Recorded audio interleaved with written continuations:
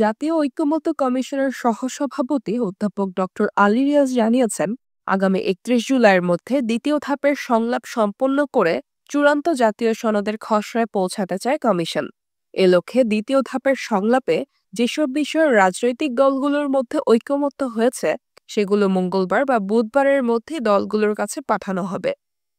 সময়ের বিবেচনা আপনারা সকলেই জানেন, আমাদের সামনে আজকে, আগামীকাল এবং পরশুদিন, অর্থাৎ 29, 30, 31 জুলাই, এই 3 দিন। 31শে জুলাইয়ের মধ্যে আমরা যেভাবেই হোক আমাদের সনদের একটা চূড়ান্ত রূপ, অন্তত পক্ষে যে সমস্ত বিষয়ে ঐকমত্য প্রতিষ্ঠা হয়েছে সেগুলো সুস্পষ্ট করতে হবে। মঙ্গলবার রাজধানীর ফরেন সার্ভিস একাডেমির দোয়েল হলে অনুষ্ঠিত রাজনৈতিক দলগুলোর সঙ্গে দ্বিতীয় ধাপের সংলাপের 21তম দিনের সূচনা বক্তব্যে এসব কথা বলেন তিনি।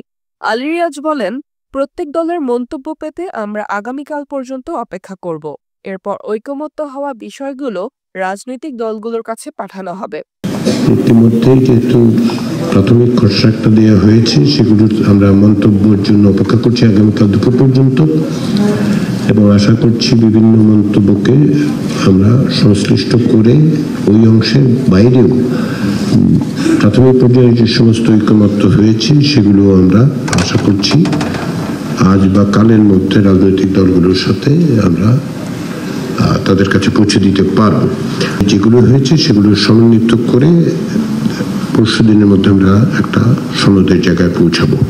তিনি আরো বলেন, তত্ত্বাবধায়ক সরকার ব্যবস্থা নিয়ে কয়েকটি দলের নতুন প্রস্তাব এসেছে, সেগুলো সমন্বয় করে একটি সংযুক্ত প্রস্তাব তৈরির উদ্যোগ নেওয়া হয়েছে। গতকাল বিকেলের প্রায় শেষের দিকে তত্ত্বাবধায়ক সরকার ব্যবস্থার আলোচনার পুনর্বার শুরু হওয়ার পর কয়েকটি রাজনৈতিক দলের পক্ষ থেকে প্রস্তাব দেওয়া হয়েছে। সেগুলো সমন্বিত করেই আমরা একটা প্রস্তাব আপনাদের সামনে হাজির করতে চাচ্ছি, যাতে করে প্রত্যেকটি দলের নিজস্ব বক্তব্য অবশ্যই থাকবে এবং সেই বক্তব্যের বিবেচনায় তাদের প্রস্তাবগুলোকে গ্রহণ করে নিয়ে অগ্রসর হওয়ার চেষ্টা হচ্ছে, যাতে সমন্বয় করা যায়।